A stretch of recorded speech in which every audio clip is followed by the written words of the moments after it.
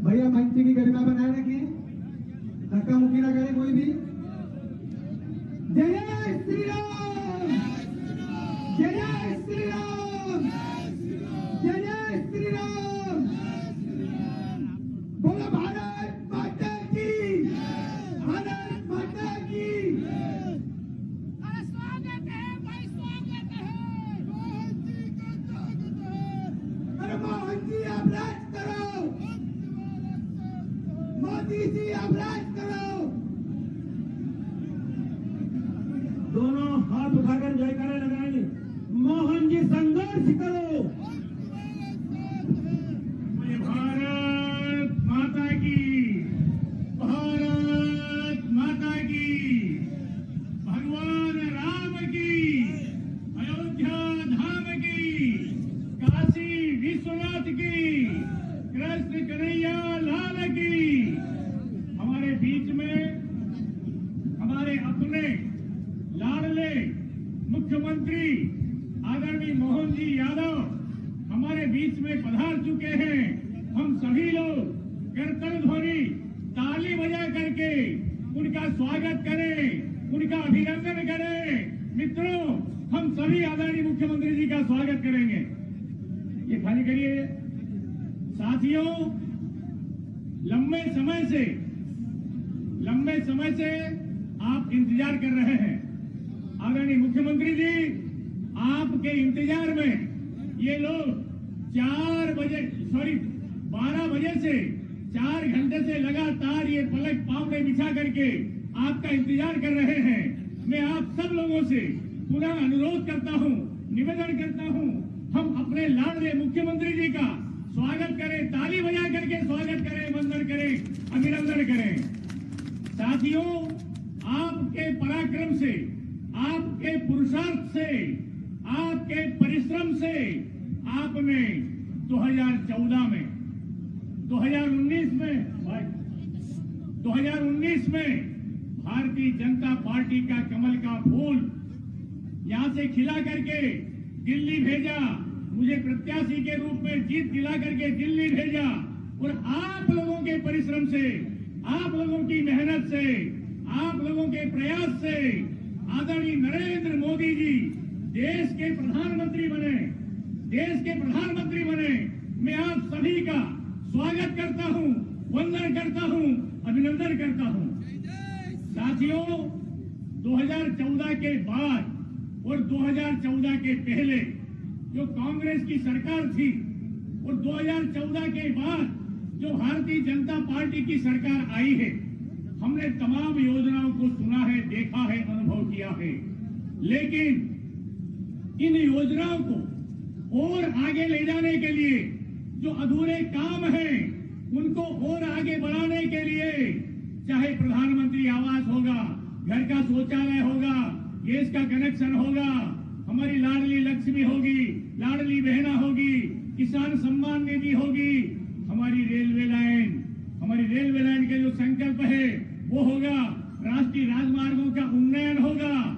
इन सारे कामों को और आगे बढ़ाने के लिए हमें फिर से 7 तारीख को कमल के फूल का बटन दबा करके फिर से नरेंद्र मोदी जी को प्रधानमंत्री बनाने में आप सब सहयोग करेंगे। यही प्रार्थना, यही निवेदन। धन्यवाद।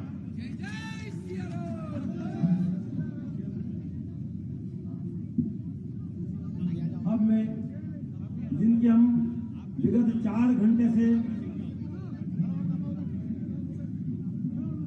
बोले भारत माता की, मैं इस बात को समझता हूँ। आप 12 बजे से निरंतर हमारे लाडले मुख्यमंत्री आदरणीय मोहन जी यादव साहब का हम इंतजार कर रहे हैं। मैं आपके इंतजार में बिना समय गवाए उनसे आग्रह करता हूं कि आप इस विशाल जनता को संबोधित करके और भारतीय जनता पार्टी के लिए आप परचम फहराने के लिए निकले पूरे प्रदेश में, तो मैं उनसे आह्वान करता हूं कि आप आए और जोरदार ताली के साथ उनको बुलाएं। जोरदार ताली बजाएं, हाथ उठा करके जोरदार ताली बजाएं।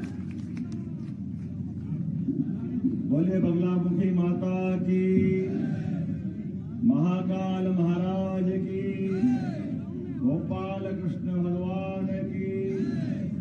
और रामचंद्र जी महाराज की।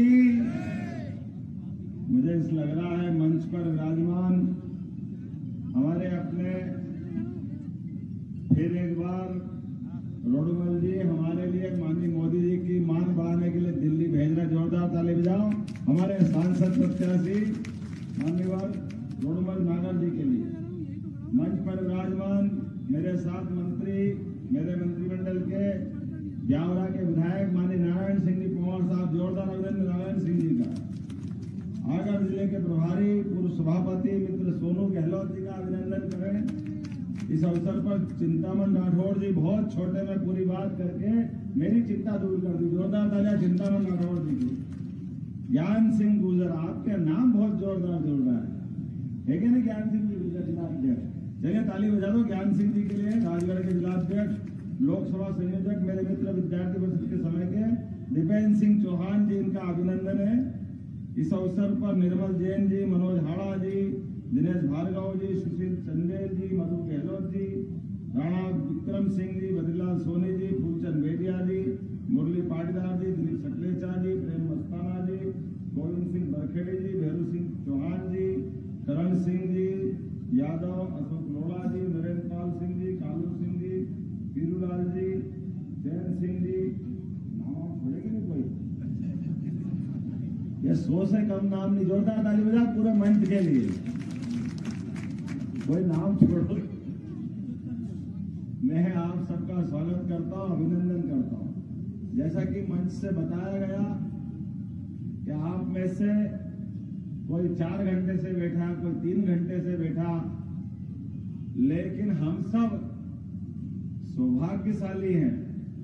ये जिनका चुनाव है और जिनसे चुनाव है, ये दोनों तरफ निगाह हमारी दौड़ाना पड़ेगी। आंखों की पलकों को पूरी तरह खोल करके देखना पड़ेगा। हमारे यहाँ नदी बहती है, कौन सी नदी है? काली सिंध। इस काली सिंध में कई कछुए बहते हैं और इन कछुओं की विशेषता होती है कि ये सामान्य समय में अपने 4 ही पांव और मुंह की गर्दन निकाल के अपने आप दिखाते रहते करतब, और जहां इनको थोड़ा संकट दिखा तो चारों पांव अंदर कर लेते, मुंडी भी अंदर कर लेते। ऐसा लगता भाटा पड़ा। आपके यहाँ कांग्रेस का प्रत्याशी उसी प्रकार से पहचान लेना, भूलना मत। ये नकली व्यवस्था पत्थर नहीं है। अंदर से जितना जहर घुला हुआ है वो जहर की कोई कल्पना नहीं कर सकता।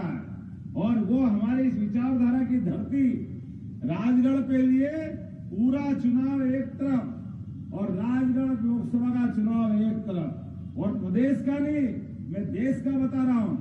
देश के अंदर कोई राजनेता ऐसा नहीं है जो इतना जहरीला भाषण देता है, इतनी भाषा में बात करता है, कहने के लिए पता नहीं क्या, काय के लिए, कौन से वंश के हो सकते हैं, लेकिन भगवान राम के लिए जो अड़ंगा लगा है वो तो मैं उसकी कल्पना कर सकता हूं कि अपने देश के भी है कि नहीं, कि ये विदेश के हैं। जो प्रभु राम के मामले में अड़ंगा लगा, कदम कदम पर अड़ंगा लगा।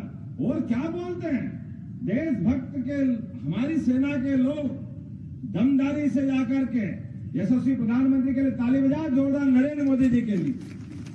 इन्होंने डंके की चोट, आपसे मैं ज्यादा नहीं बोलूंगा, संक्षेप में बोलूंगा, लेकिन आपसे तीसरी बार मोदी जी का वोट क्यों मांग रहा हूं, इस पर बात करना चाहूंगा।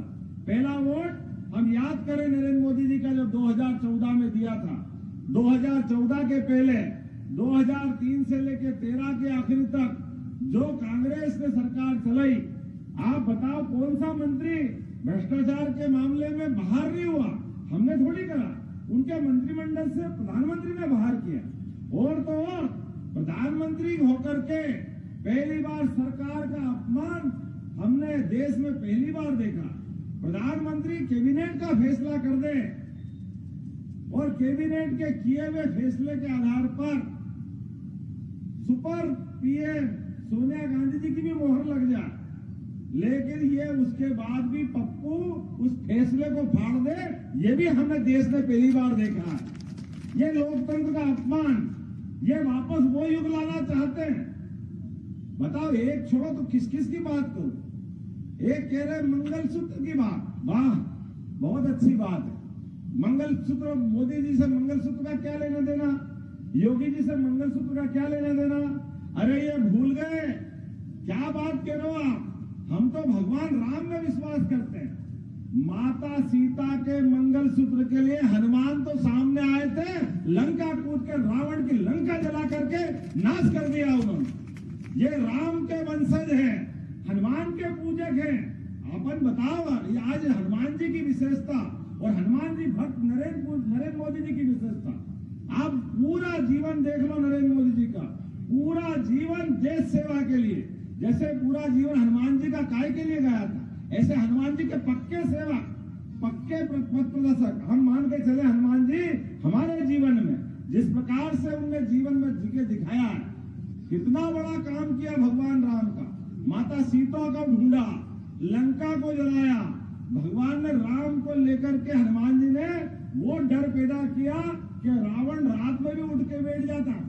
ऐसा तो नहीं राम आ जाएगा, जिसके हनुमान ने आकर लंका में थर-थर कपकपी छुड़ा दी, पूरी लंका को धू-धू करके जला दी, सोने की लंका को। ऐसे राम जी के, उस राम भक्त हनुमान के लिए जो हम याद करते राम राज्य को। राम राज्य मतलब सुशासन का राज्य, राम राज्य मतलब हमारे जीवन में रोम रोम में राम समाया हुआ। लेकिन दुर्भाग्य के साथ कहना पड़ रहा, ये कांग्रेस और कांग्रेस के चट्टे बट्टे सुप्रीम कोर्ट में। आप बताओ राम जी कहाँ पैदा हुए? बताओ भैया कहाँ पैदा हुए? कहाँ पैदा हुए? सुना नहीं रहा है। और आप बताओ कहाँ पैदा हुए? कहाँ पैदा हुए? जोर से बोलो। अच्छा आप बताओ मंच वाले कहाँ पैदा हुए? अयोध्या में हुए। तुमको मालूम, आपको मालूम, आपको मालूम नहीं मालूम तो कांग्रेस को वालों को मालूम कि राम जी कहाँ पैदा हुए, इसलिए वो शपथ पत्र दे रहे हो आप कि राम जी कहाँ पैदा हुए, कहाँ है उनका अस्तित्व। ये भगवान राम का अस्तित्व पूछ रहे हैं। इसलिए कोर्ट में रोज अड़ंगे लगाते थे, एक के बाद एक अड़ंगा, एक के बाद एक अड़ंगा। जो मुकदमे का फैसला 5 साल तो छोड़ो 70 साल तक भी करा पाए। ये सरकार किसकी चली? पूरी सरकार इनकी चली। लेकिन भगवान राम के मंदिर में लगातार अड़ंगे लगाते रहिए। लेकिन ये आपने पहला वोट दिया नरेंद्र मोदी जी को देश की सुरक्षा के लिए। पूरे देश से आतंकवादी घटनाएं बंद हुई कि नहीं हुई? पूरे देश में कहीं बम फूटा क्या? एक बार पाकिस्तान ने गलती करी, दूसरी बार फिर करी। एक बार मैदान में जाके मारा और दूसरी बार हवाई जहाज से जाके मारा कि नहीं मारा? जोरदार ताली बजाओ नरेंद्र मोदी और सेना के लिए। और ये कांग्रेस के लोग कहते हैं कि कहां मारा, कौन मरा, इनको सर्टिफिकेट चाहिए। अरे सेना के ऊपर सर्टिफिकेट मांगते, शर्म नहीं आती इनको? केवल वोट के कारण से। और आतंकवादी यहाँ आता ओबामा, वो ओसामा को ये कांग्रेस के प्रत्याशी जी लगा के बोलते जैसे कोई इनका डीआईजी हो। डीआईजी और आतंकवादी जी में अंतर करना पड़ेगा। क्या करना चाह रहे हो भाई? किसके लिए बोल रहे हो? आप सम्मान से देख रहे हो, कर लो रिश्तेदारी। आपको करना तो भारत के देशभक्त लोग मंजूर नहीं करेंगे। ऐसे लोगों को कभी भी वोट नहीं देंगे जो आतंकवादियों को जी बोलता। आप बताओ, इस देश के नागरिकों का खून, इस देश की जवानी का खून, इस देश की देशभक्ति का खून सदैव भारत माता की जय बोलेगा।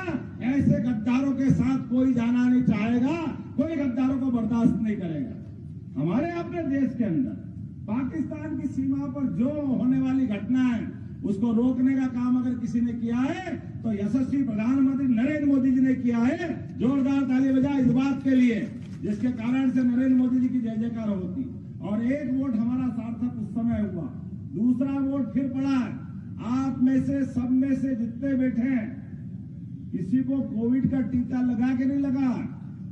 जिसको लगा हाथ खड़ा करो। किस को लगा है? इधर करो हाथ।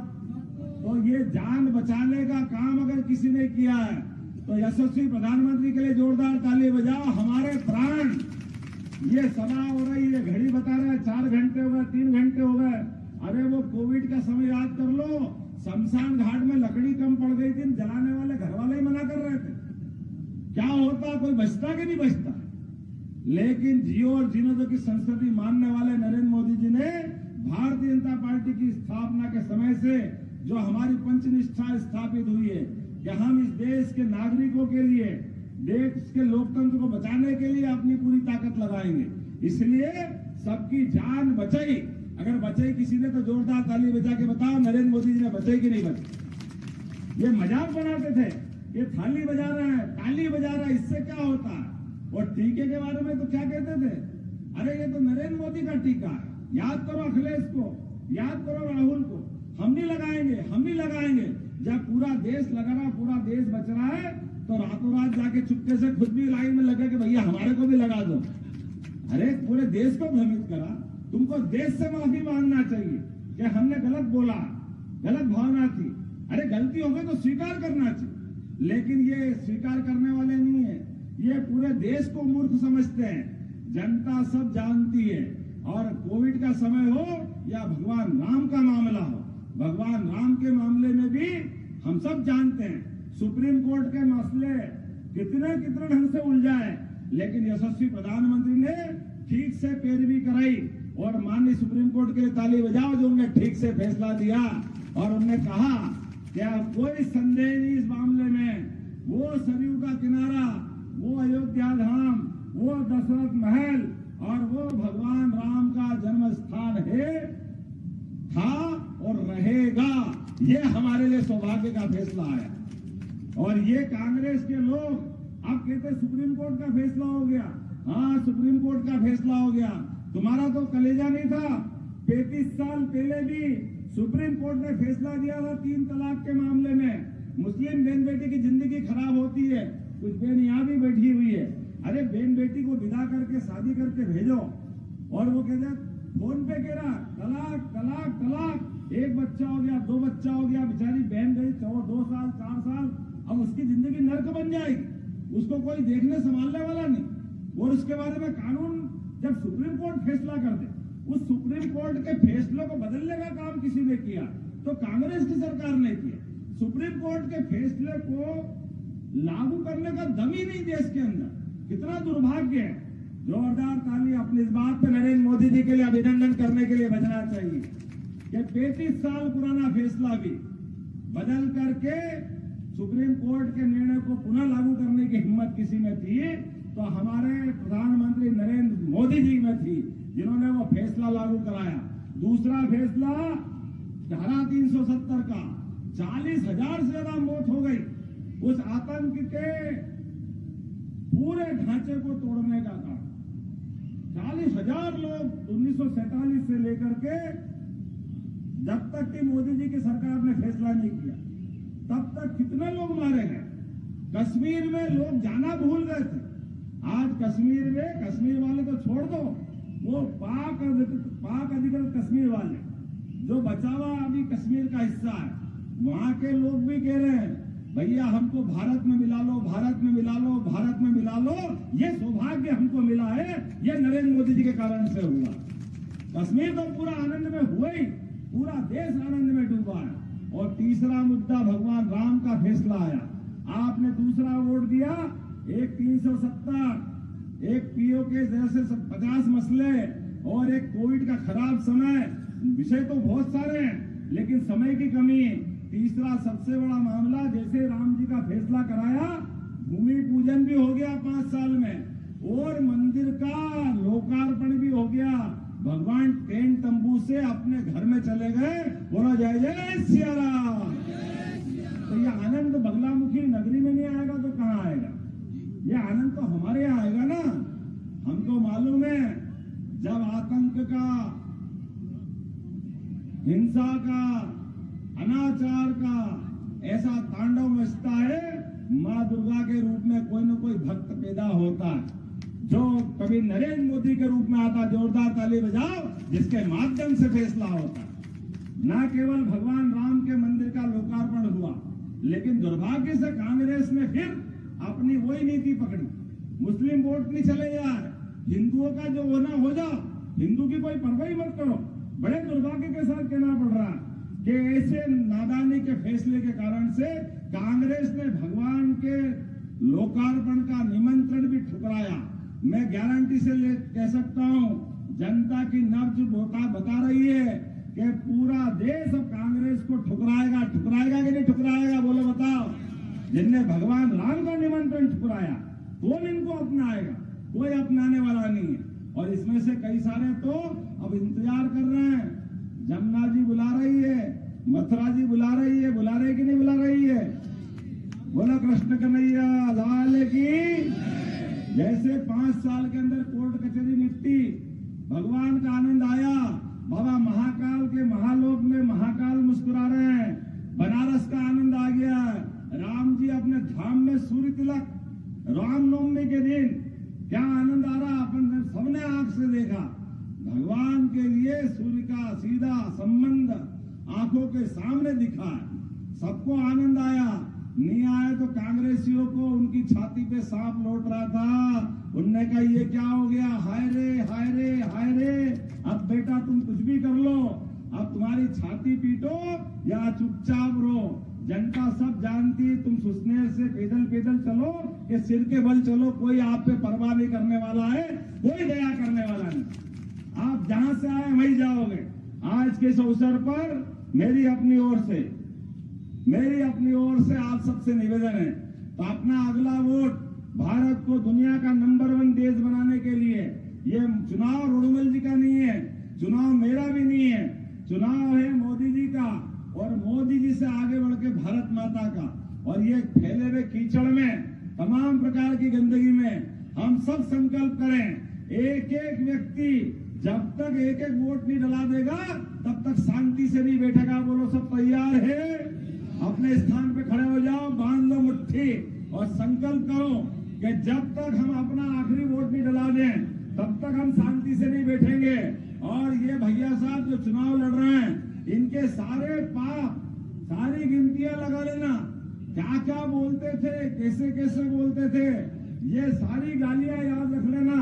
और आपकी उंगली पे जैसे भगवान ने शिशुपाल का वध किया था, सारी गलतियां माफ करते करते, गालियां माफ करते करते 1 2 3 4 5 6 7 8 100 गिनती पूरी करी।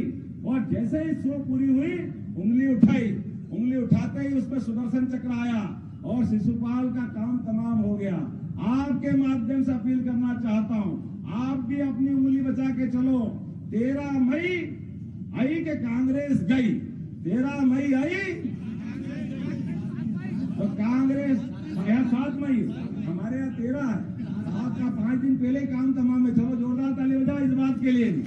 तो 7 मई को आपका अपना काम तमाम करने के लिए, आपके पंजे को वापस घर भेजने के लिए, पहले भोपाल से भेजा था, अब आप यहाँ से घर भेजना।